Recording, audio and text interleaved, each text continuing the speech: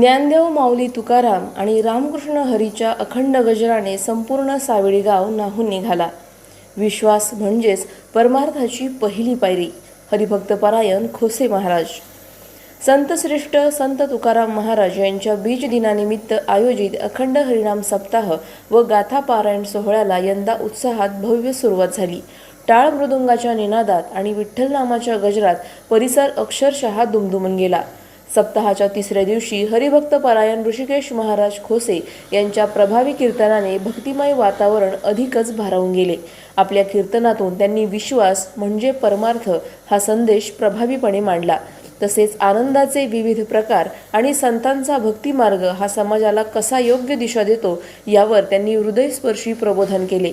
गेल्या 27 वर्षांपासून अखंड सुरू असलेल्या या भक्ती परंपरेला माजी महापौर बाबासाहेब वाकळे यांचा विशेष पुढाकार लाभला आहे.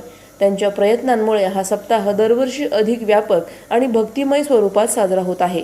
परिसरातील नागरिकांनी मोठ्या संख्येने उपस्थित राहून हरिनाम सप्ताहात उत्स्फूर्त सहभाग नोंदवला.